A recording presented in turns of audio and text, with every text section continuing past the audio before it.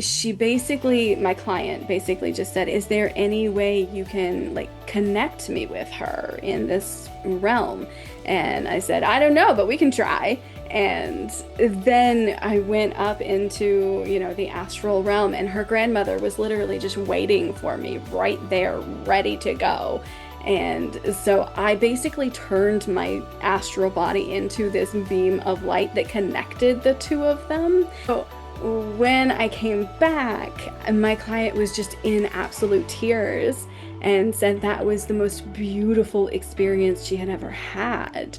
And it was just such an amazing thing to get to do for someone.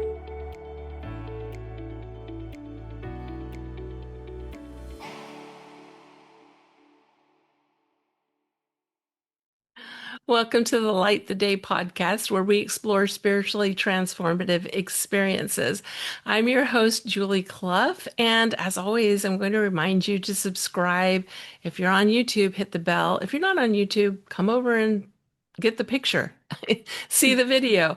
Um, and if, like, comment, we love your comments. We love to hear your reactions to our discussions and our guests. And today I am really excited to welcome Scarlett Seebach to the podcast. Hi, Scarlett.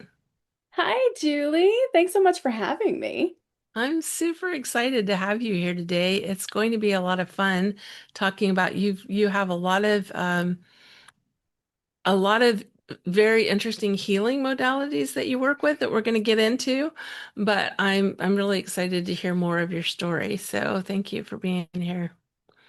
Before Thank we you for get having me. started into the story, share a little bit about you, just like a little snippet, little bio, and then we'll go back and look at the story. Sure. Hi, I'm Scarlett, and I am a Reiki master, certified crystal healing specialist, and human design reader. And I am the inventor of my own Reiki healing modality called Astral Reiki, which is basically I am astral projecting over to where my client is and conducting Reiki energy through my astral body instead of my physical body. So you tend to get a bit more of an intense and clean experience than you might with traditional Reiki. Very cool. Yeah, we're going to get into all of that. I already have questions. So tell me, if it's okay with you, I would love to go back and just kind of, was Reiki something you were familiar with as a child? Like, what was your spiritual understanding as a child? Was there religion or some other spiritual practice in your home? I grew up in the Bible Belt, and so I was brought up until I was about 11 as a Southern Baptist. And we started going to church when I was 5. And then we moved over to PCUSA Presbyterian when I was 11. So very Christian background, very much not supportive of any of the work that I do now. I am fairly certain they would tell me I'm worshiping Satan if I went back and told them what I do. Especially the Baptists. But so no, that was definitely not something that was supported in my household. But there was a fair amount of genetic support, kind of not supported in the family, but as it turned out, I learned when I was about 18, my father is a medium. And my mother frequently sees the future, not so much anymore. But so it was very much genetically in line. It just wasn't supported in the household. Interesting. So I wonder what that was like. Like, how did you discover your father was a medium? It sounds like you weren't aware before that. Did he just kind of come No. clean one day? Like, No, I initiated that very much. And I had grown up my whole life seeing ghosts and seeing the future and a few other random psychicness. And it was very difficult because there was no support. So, in fact, I was, frequently in a very roundabout way told that I was evil for being able to do that or crazy, just depending on who was talking. So, when I was about 18, emotions, they're so strong when you're a teenager. Mhm. And I had really reached this boiling point with the whole affair and just stood, I think, in the middle of the kitchen floor and just threw an absolute fit. Why are we not talking about this? Everybody knows there's something wrong with me. There is a ghost in the dining room. Why is nobody talking about this? And just a whole thing.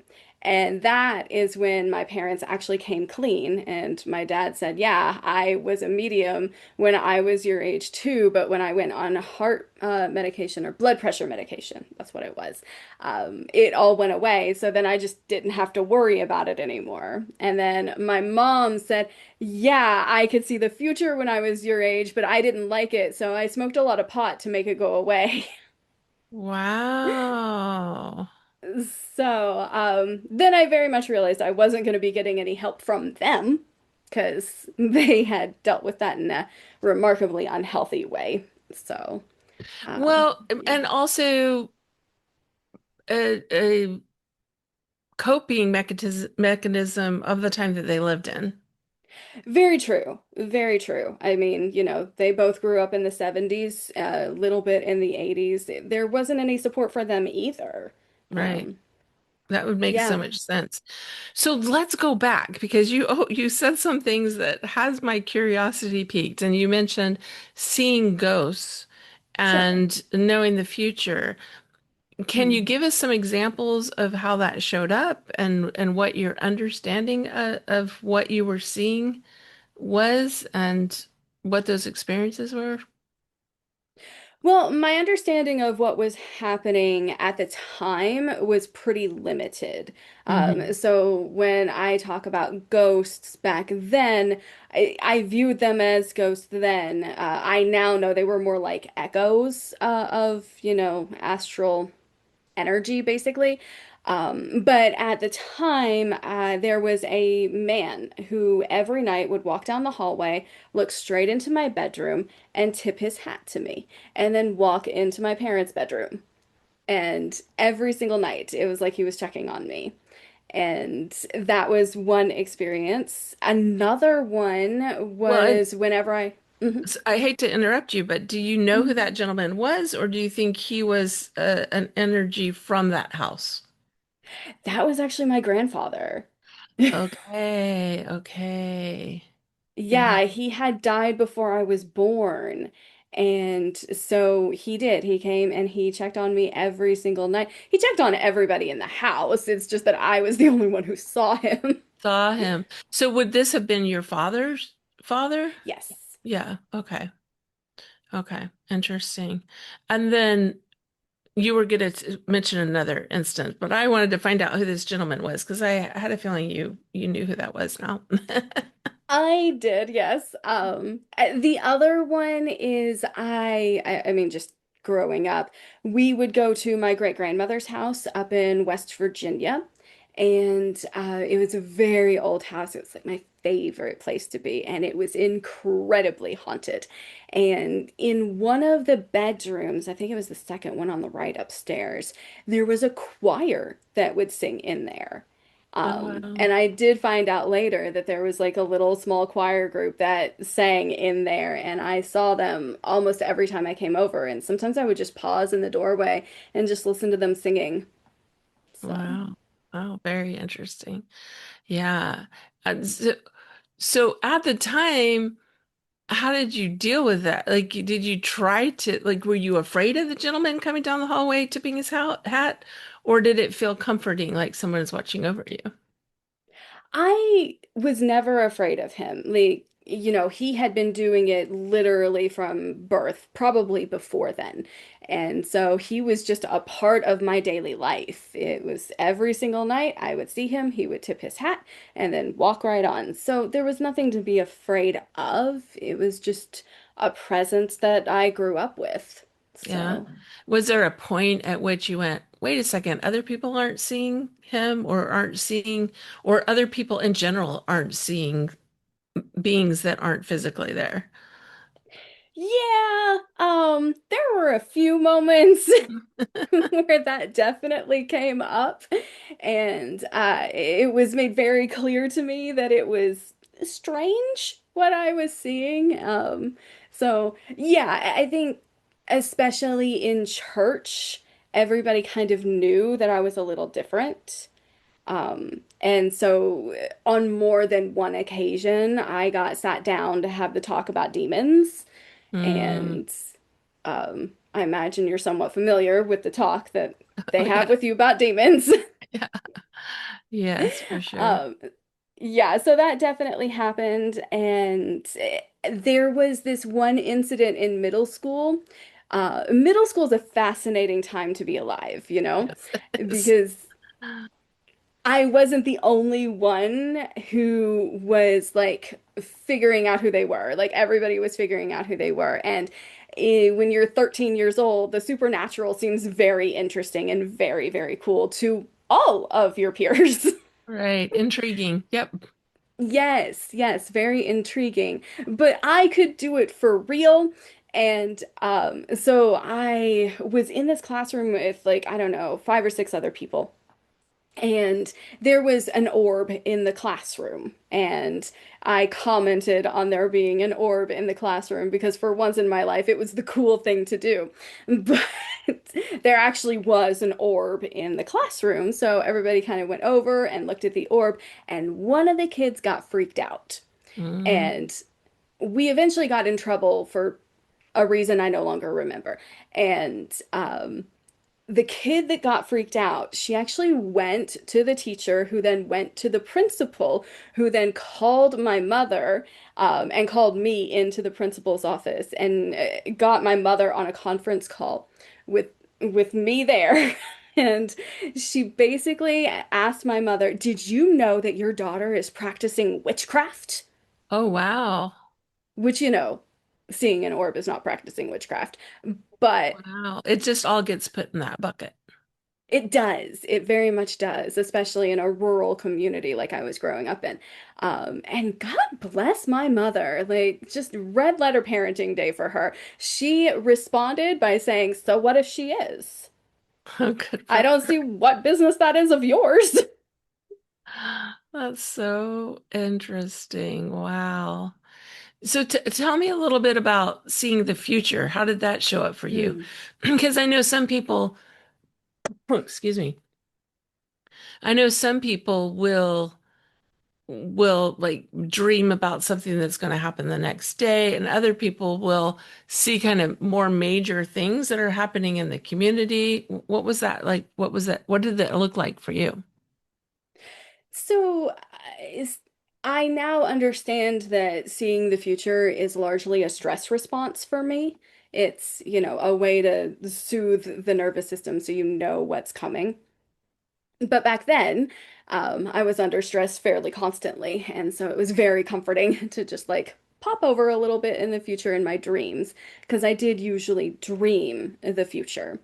And it was relatively mundane overall. It's like I would dream the letter that I was going to get in the mail, or the next assignment we were going to have in social studies, or I don't know, that somebody was going to get a nose piercing. Like it wasn't very interesting overall, but it did always happen. 9/11 was super fun for me. Mm. I definitely, for months before that happened, I just kept seeing people jumping out of buildings over and over and over again. And there was so much fire and so many people just jumping out of buildings. And that Wow. was not fun. Don't recommend that. And I'm not nearly as plugged into that now, because that's really hard to see. I don't generally recommend it. Yeah, for sure. So, yeah, it was micro and macro, and I had to be really careful about where my state of mind was, especially when I learned how to drive. Because, when you're driving, you kind of get into this weird, almost trance state of mind. And I would frequently see the future while I was driving, and Mm. that's not safe.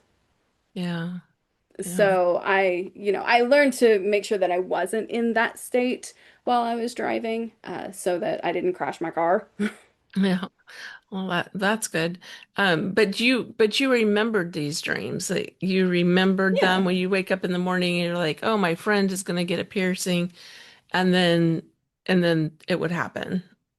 yeah. Wow, interesting. So, w- lead us forward. Where did you go from there? What transpired that started to bridge from these experiences as a young person to what you're doing Mhm. now? So I actually started a medication when I was around 19, give or take, and it stopped everything.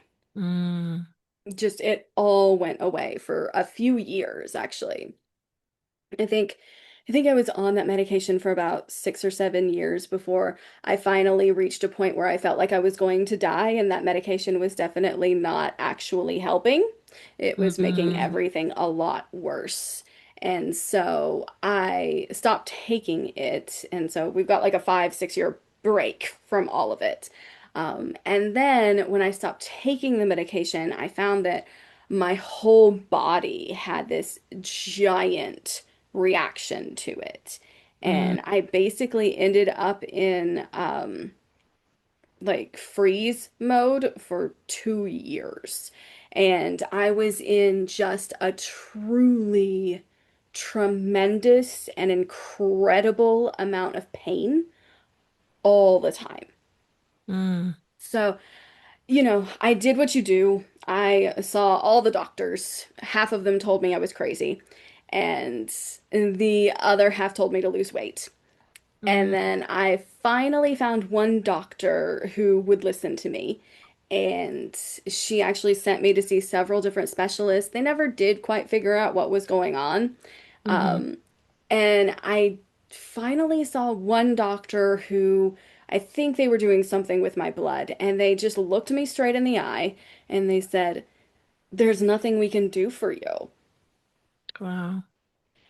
And I know what I was supposed to be feeling in that moment. Like that was supposed to be hugely devastating. I was supposed to go home and cry my eyes out, and just be completely desolate over the whole affair. Yeah, But you were I young. You were young. Yeah. I was, but I didn't feel any of that. Mm, I felt this tremendous sense of relief. interesting. It was like my whole body for the first time in 2 years just relaxed. It was like, oh, thank God. I Mm, can finally stop doing this. I don't have to see you people anymore. I can go figure out how to fix this myself, and I can stop listening to you when you clearly have no idea what you're talking about. Um, and so I started reading, just reading every alternative medicine book I could get my hands on. And I couldn't tell you what they are anymore. But I finally settled in on massage therapy and acupuncture, both mm, of which were also painful, but in very different ways. And I kept reading and I kept reading. And eventually I found a book that was talking about Reiki as a complement to acupuncture. And it was like, oh, well, that's going to fit in this ecosystem beautifully. Let me go find a Reiki therapist. I don't know what Reiki is, but we're going to go find out. yeah. Um, and I did. And that was really when we were off to the races because I finally found a modality where I could heal and it didn't hurt me. And it was like progress on steroids after that. It just, everything went so much faster when I started including the Reiki into the healing process. And nowadays I'm virtually pain-free. So, So you were So just to recap, you were using um, massage therapy, acupuncture, and then you Mhm. added Reiki to it. Yes. Okay. Okay. And what was that healing experience like for you? Like what were some of the things that you noticed as you went through that process? So my very first session, I cried my ever-loving eyes out, just like as hard as any I had ever cried before in my life. And back then I was not much of a crier, so it was incredibly embarrassing. And And this is I the ended Reiki up, session? yes, Okay. Okay. yes. Uh, yeah, I saw someone who took care of me when I was younger, and she had died a few years ago, and I hadn't seen her after she died, which was really hard for me. But I saw her in this session Mm. and just like burst into tears and just could not get a hold of myself. And my Reiki therapist did some magic, something or other, and calmed me down. And so naturally, I was incredibly embarrassed and didn't go see her again for 6 months Oh, interesting. because, we all heal at our own pace. But you did eventually go back to this Reiki therapist. Okay. I did, yes. And then after I started going back, I really went back. I started seeing her once a week, and there was still pain. Like, don't get me wrong, her sessions were not painless necessarily, but eventually I actually stopped doing acupuncture because the Reiki was so much more effective. Interesting. Um, yeah, and she really helped me get a handle on a lot of my spiritual gifts. The mediumship started coming back online. The precognition started coming back online. I got a handle on the telepathy situation and the empathy situation. I learned spiritual protection from her. I mean, she was a godsend. So. Wow. Wow. Okay, so what was that path from receiving treatment and Mhm. seeing the benefit of this and actually being a practitioner yourself? Like, So she actually very much encouraged me to take a Reiki 1 class. And I was not confident at all in my ability to learn that modality. It seemed so far away from me, and it just seemed like that was something that she could do, but that wasn't something I could do, That's not Mhm. I'm not a healer. That's insane. Like, I still need to be healed, right? So it took her a while to talk me into it, honestly. But I did finally go, and it was actually kind of funny because, we all have our hangups about things, and I was having a very hard time in that class. And, you get your attunement so that you can channel Reiki. And I was trying to channel this energy that I didn't really understand yet. And they just kept telling me to visualize light coming out of my hands and, do the whole thing. And I just couldn't figure out how it worked. Mm, And my clairvoyance wasn't very strong back then. I mean, it was just not in that way. And it was such an uphill climb for me. I was literally not sitting, standing behind someone who was sitting, trying to channel this energy and feeling absolutely nothing. And by then, I could feel Reiki energy. Like, I knew what it felt like, and it was not coming out of me. And they just kept saying, trust the process, trust that you're actually doing it. Like, and all I could think was, no, I'm not doing it. This isn't happening. Am I gonna fail Reiki? Can you fail Reiki? Is that a thing? I think it's about to happen. Um, so we get to the very last hour of this class, and we're doing like our little practicum thing where you do a Reiki session on somebody who's laying down.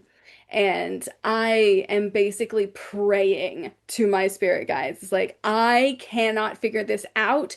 I need help. Please, for the love of God, someone help me. And they finally just like sang down at me, basically, just listen. And Mhm. then it was like a choir started singing in my head. And then I could feel the energy moving through my body and I could feel it coming out of my hands. And it's like, oh my gosh, you can listen to Reiki. Oh, Who interesting. knew? Wow. Well, and don't you think that that has something to do with your particular gifts and your particular Mhm. way of working with energy? Absolutely. Yeah, clairaudience is by far my strongest clair. And so to be able to listen to it instead of having to visualize it was a game changer for me. I was very much off to the races after I figured out you could do that. And it did get a lot easier after that. Yeah. But it did not come naturally. Mhm. I think that's so interesting. It's such an important thing to remember is that we all have different gifts and different ways of using those gifts. And Hmm. just like we do in our physical life, some people are artists, some people are musicians, some people are writers, some people are, we all have that different thing. Like I do a podcast because I'm a speaker. Like this is what I do. I speak. I like to Hmm. I like to, give information and talk about things. But that's not going to be aligned for everybody. So it's the same thing when we're learning a modality like that, is that we bring our own brand of gifts and talents to whatever modality we're Hmm. learning. So was Reiki the first thing that you learned then was in this field of healing arts? In the field of healing arts, yes. Yeah, Reiki was definitely where I started. Okay. Okay. Was there other things? Did you ever study mediumship or were you more focused on the healing pieces? I read books about mediumship, but I never like took a class, Okay. as it were. I definitely read A Journey of Souls and Many Lives, Many Masters and your basics. Um, and there's a lot of crossover there. I definitely talked to my spirit guides a lot about it to figure out what was going on, and that helped a lot. Mm-hmm. So, but as far as formal study for mediumship, I never did that. Yeah. Now, I also know you do crystal healing and Hmm. human design. Where did that all fit into the picture and how is that helpful to you on your personal journey and also as you're working with people? Sure. So crystals came around about the same time as Reiki, give or take. There's some crossover there. Okay. But I didn't really get into crystals until after I got into Reiki, because I finally found a use for them, more or less.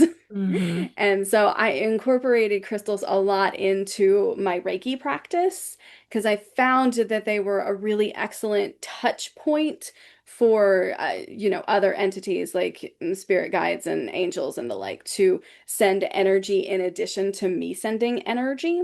So I found them to be very useful for that. And the more I worked with them, the more I realized that they were kind of like their own little mini entities with their own consciousnesses, and they would talk to you if you would listen, and they would actually guide you on some of the things that you can do with them. So I learned how to make crystal grids from the crystals, and I learned all of these different things that you can do with crystals that you don't really think about all that much. I'm actually sitting with one right now. Oh, wow. But Wow. That's beautiful. Tell me what type of crystal that is. so this is rainbow fluorite. If you look right there, there's a little bit of Oh, purple. Yeah, it's at the moment I'm using it to kind of help ground my energy a little bit. Because at the moment in the transits, if we talk about human design for just a second, I have sacral energy in the transits and I'm just like a little wired. So Mm. it just kind of helps ground in the energy so I don't like fly off the handle or something. Yeah. So let's talk about human design for a minute. When did that come in and how did you find that helpful for you personally or as maybe you were working with clients? How do you use human design in the work that you do? Okay, big question. So I found human design a few years ago at this point, like maybe 5 years ago, I'm not sure. And I loved human design once I finally got into human design. I am what's known as a manifester in human design. Mhm. And manifestors have like this undefined sacral center. And you guys are going to be fairly familiar with what the sacral chakra does. It's basically the same thing for a sacral center. So, that center of life force energy, that creative energy. I feel that very inconsistently Mhm. because that's an undefined center for me. So that just it comes with a level of inconsistency. So finding that out about myself and finding out that I'm a manifester, so my aura tends to have one of two very extreme reactions from other people, and that is people will love me or they will hate me, and Oh they will gosh. mean that. Oh, wow. Yeah, I'm a projector, so I also don't have a I defined sacral center, so I can appreciate what you're saying. It is really fascinating when you learn that system and you start Mhm. to learn it's for me because when I found it, because I found it so much later in life, Mhm. it was very confirming. I think it would be confirming for anybody and to learn about it because we carry these certain abilities, talents, patterns, and we don't always understand them. And then when we have a Mhm. system like this that comes in and says, "Well, this is how you were designed," and you go, "Oh, this makes a whole lot more sense now." Did you have that experience? Yes. Oh my goodness. It explained so much about me and my life. For me, that undefined sacral, it's been such a big deal because for, most of my life, I've always felt pretty guilty about my inconsistency when I go through life. I will pick up a project and then put it down 3 days later and definitely not have finished it. And, there's all of these unfinished things that just kind of run through my life. And I had always felt really guilty about that. Like I'm wasteful and I can't ever finish anything and blah, blah, blah, just negative self-talk all over the place. And to find out that that's actually literally how my aura type works, that it's fundamentally like who I am or how my body functions, was just this huge relief. Just giant relief to be able to actually not necessarily lean into it, but to just be okay with it. It gave me the mechanism for acceptance of like a fundamental part of my human experience, Yeah. basically. So, as a So, manifester, I imagine you have a lot of open centers. And for those of you that aren't familiar with human design, that just means that we have these different centers, many of which are connected to like the chakra centers that they're either open or closed, meaning they're either defined or undefined, mhm, essentially in simplicity, it just means that we're going to have some consistency in defined areas and some inconsistencies in undefined areas. And when you have a lot of open centers, you're very influenced by the energies around you. You're very mhm, influenced by what other people are. the energies that other people are bringing to the table. Has that been your experience as well? Was that helpful to learn that? In ways, I actually have far more definition than most manifestors do. You'd be surprised. I I have don't. more defined in my as a projector than most as well, so I get that. Yeah, I have five defined centers, but it's all from the top down. So like defined head, ajna, throat, G center, and then solar plexus. Okay. So the other four, the spleen, sacral, heart, and root, bad order, but you know what I mean. Those are all undefined. So for me, energy has been a real big conditioning agent. So when people have like energy in their centers and they kind of push it into me, that's the thing that I tend to really learn from. So I don't have to worry so much about like my mind being swayed because my head and ajna are both defined. So I can usually take in information and process it and still come out with my own opinions Mm, without really being swayed all that much. But when other people are afraid because I have an undefined spleen, it is hmm really easy for me to catch that fear. hmm Really So, interesting.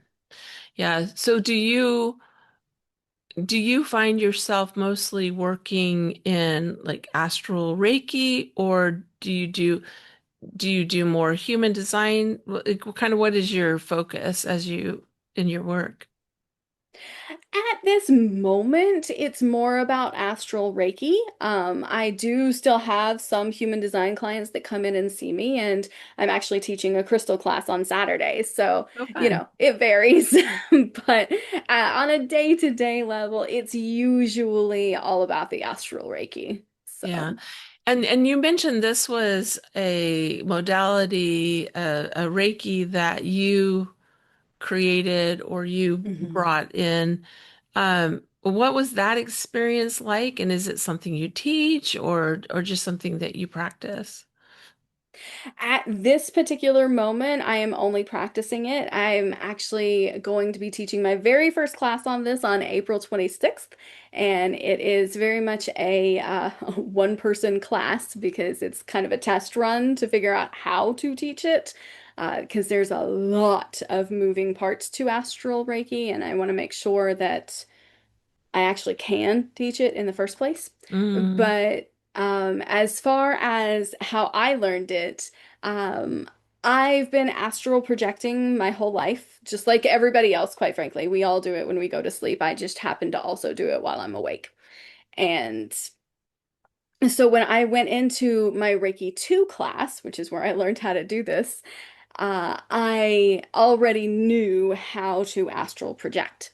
And when they were teaching us distance Reiki in Reiki 2, I had figured out how to do Reiki at that point. So, I did know how to channel that energy through my body and out my hands.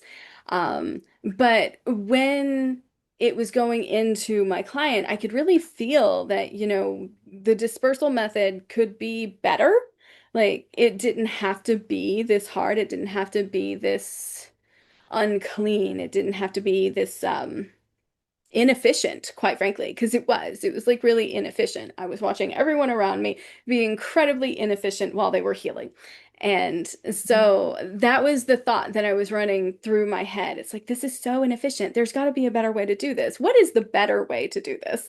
And then I thought, I could just pop out of my body and channel the energy through my astral body instead of my physical body. I bet that would be way faster and way more efficient.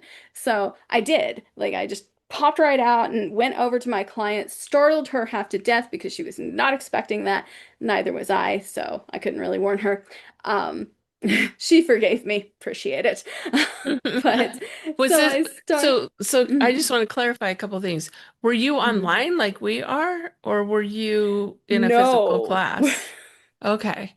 I Okay. was in a physical class and my client was not. She was not there. She was I actually think she was at her house at the time. So she just was, I think she was doing the dishes of all things. I think as I saw her, she was doing the dishes.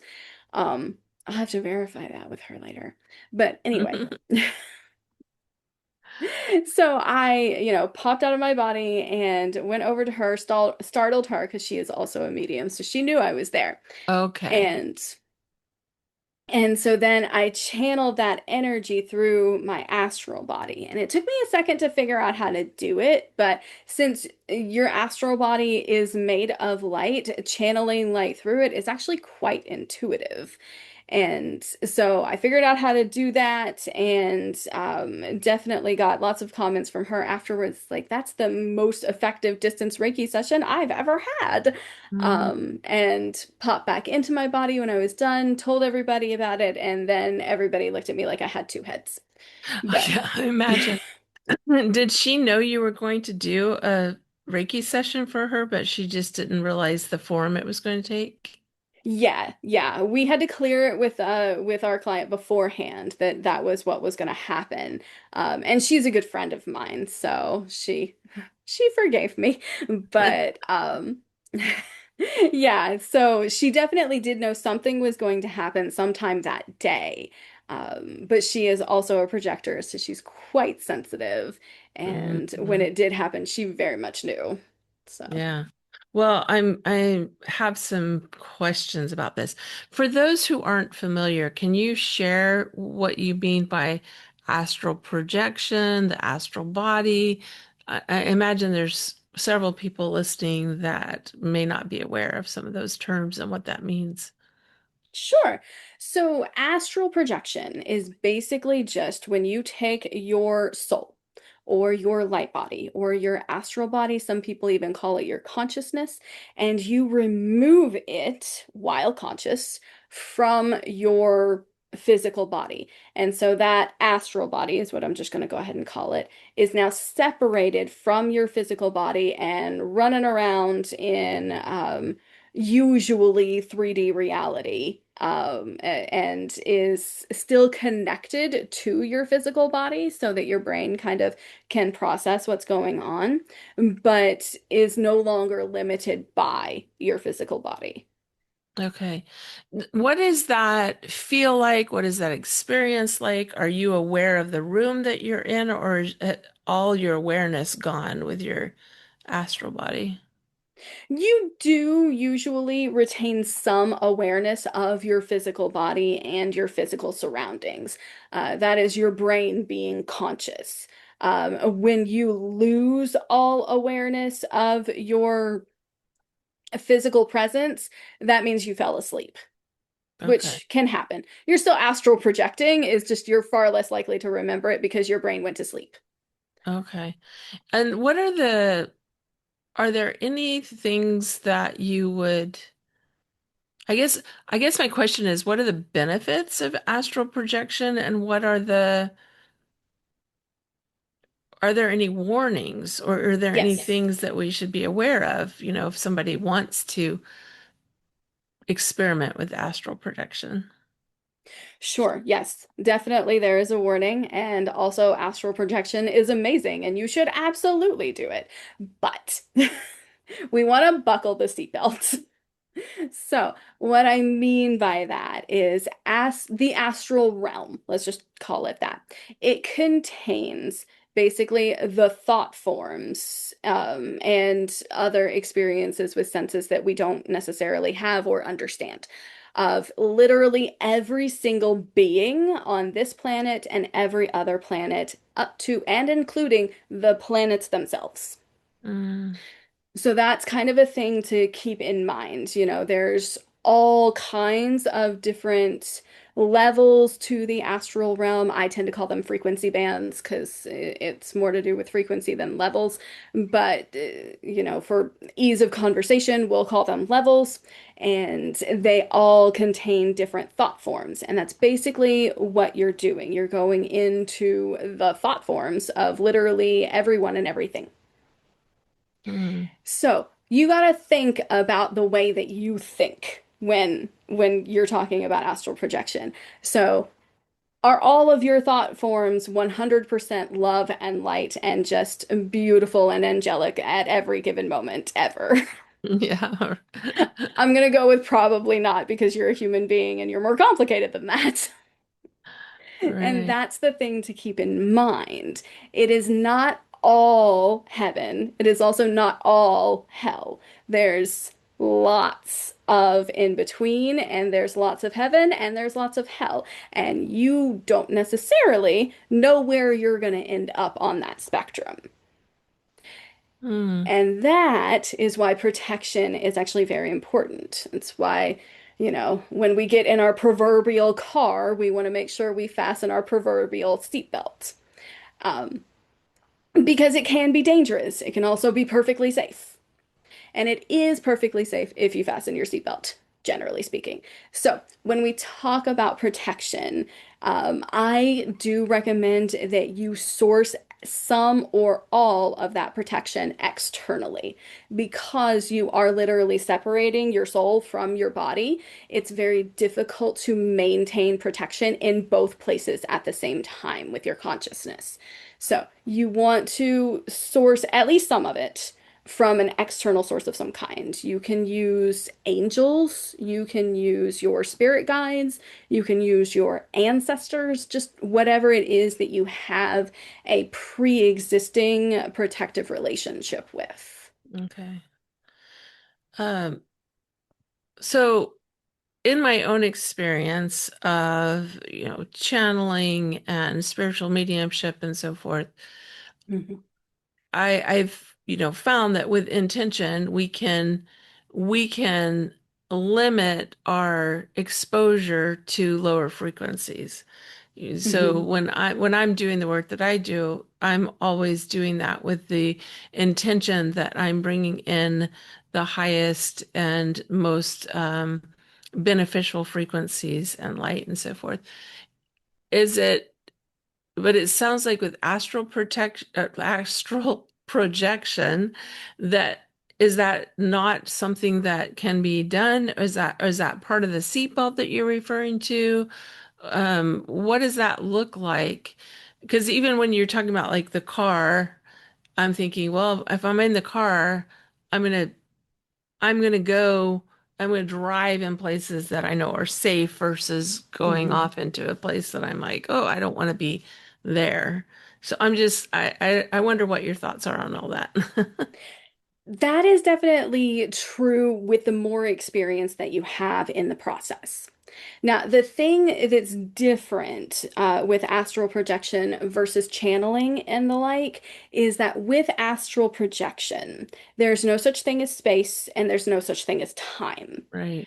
So you have to ha maintain this immense focus on love and light all the time, only good vibes. And if you lose that focus for even a second, you will end up in the place that you lost your focus to. Okay. Interesting. Um, Yeah, so that is the thing. It's like if you are 100% perfect at maintaining your focus on love and light all the time, then sure, you do not need the protection. But if you're not, then it's best to buckle your seatbelts Yeah. because you never know when somebody might run a red light and T-bone you. Yeah. So when you talk about perfect protection, I don't know what it is with my words right now, but when you talk about protection, you're talking about like bringing in your guides or ancestors or angels, those higher frequency beings that you have Mhm. a relationship, that you've built a relationship with, and you say, okay, I'm going to do this, and I want you to put a bubble of protection around me. I want you to be part of my protection team. Is that what I'm hearing? Mhm. Right. And they're kind of there to help you maintain focus. They're basically the net in case you fall. Okay. So, Yeah. because we always want to prepare for falling, just in case. Yeah. So it kind of brings me back to one of my original questions is what is the benefit of astral protection? Because oh my gosh, I keep using the wrong words.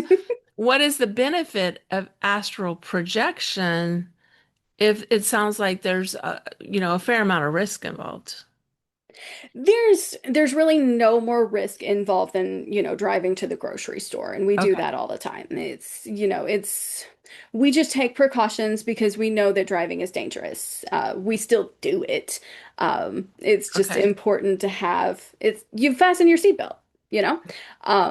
But as far as the benefits of astral projection go, they're fairly endless because literally anyone who thought of anything and anything that thought of anything is there. So the Akashic records are there and you can peruse them at your leisure. Your spirit guides are there. All of the fifth dimensional beings are there. So you can like hang out with some aliens if you want to. I know I do on a pretty regular basis. You can say hi to Jesus. You can I mean, if you can think it, you can do it. You can do somersaults in the ocean. I mean, the astral realm, while sometimes dangerous, is also incredibly fun. Yeah. Yeah. So, And I wonder when people, I've had experience, for example, where I've been in meditation and I've felt kind of lifted from my physical space into a higher dimension, or I felt myself kind of moving into this space where I'm with other beings, with other, with the angelic realm, with the um there's not enough words for the what we can yeah. experience there. Do you feel like that's astral projection, or do you feel like that's more just a clairvoyant meditation experience, That very much depends or on either? yeah, it depends on how it feels, because it's so funny because literally as above, so below. So most of the things that you can do via astral projection, you can also do via internal meditation. It's very much up to you. So if you can literally feel yourself lifting up out of your body, you're probably astral projecting. But if you feel yourself going within your body, then you're doing an internal meditation. Okay, very interesting, all very fascinating. So, what are some of your favorite experiences as a practitioner, as someone that does this work for other people as an astral Reiki practitioner? I think one of my favorites is when I got to facilitate a connection between one of my clients and her grandmother, who was in Korea at the time and had dementia. And so they didn't really get to talk very much anymore. And my client basically just said, "Is there any way you can like connect me with her in this realm?" And I said, "I don't know, but we can try." And then I went up into, the astral realm, and her grandmother was literally just waiting for me right there, ready to go. And so I basically turned my astral body into this beam of light that connected the two of them. And they just had a conversation, I assume, of some kind. I wasn't eavesdropping, so I don't know what they talked about. Um, and when I came out of it and put her grandmother back where she went, I wasn't going to just leave her in the astral realm. She may have gotten there just fine, but I wanted to make sure she got back just fine. So when I came back, my client was just in absolute tears and said that was the most beautiful experience she had ever had. And it was just such an amazing thing to get to do for someone, Hmm. you know? Yeah, To be able to connect someone on a soul level like that with someone who's still here. right, So, very right. cool. Here, but also limited. Yeah, transitioning, I suppose, but Right, right. Well, beautiful. Anything else you'd like to share with us before we begin to wrap up? Oh, one thing I didn't mention that I meant to, and then I forgot, is I do actually have a meditation on Insight Timer for anyone who wants to try out astral projection. I think it's literally labeled astral projection meditation on Insight Timer. So if you wanted to give that a try, you absolutely can. I actually walk you through, a flexible kind of grounding so it makes it easier to exit the body and walk you through protection mechanisms so that you are protected and give you a little bit of time to wander around. It's a very nice little meditation. So, Very cool. I love the app Insight Timer. I know, right? It's a beautiful app. Yeah. Yeah, that's thank you for that. So as we're wrapping up, a couple of things. What are some of the spiritual practices that you use on a daily or weekly basis that help you stay spiritually connected? And where can people find you, Scarlett? So I'll answer the second question first. You can find me on my website, and that is yourabundantdesign.com. Abundant is with a T, so yourabundantdesign.com. And as far as spiritual practices go, I have several. I definitely make time every day to ground. I find that one's super important. I also drink a lot of water, and I don't care what anybody says, drinking water is absolutely a spiritual practice. I reset my crystal grids on every new moon and full moon to make sure that it's supporting whatever new thing that I'm doing. And I, of course, meditate, because don't we all? I'm really getting into somatics lately. I'm hating every single second of it, and that is how I know it's working. And, but it's definitely making a big difference. So that's some of them. I'm positive there are others, but that's what's coming to mind at the moment. Beautiful. What are some of your favorite ways to ground? You mentioned grounding. I have, at this point, I have one tried and true method that I really enjoy using, and it's a visualization practice. So what I will do, and this is actually in the astral projection meditation because it is my favorite. What I'll actually do is envision a white light as a beam of light coming from the center of the galaxy that goes down to my heart chakra, and then a red light from the center of the earth going up to my heart chakra, and then the two kind of swirl around in there for a second, and then they overlap each other into a golden light. Um, yeah. Beautiful. I love that. That's really beautiful. Thank you for sharing that with us. Thank you so much for being here. I really appreciate it. This has been such a fascinating conversation. Well, thanks for having me, Julie. This has been awesome. Love it.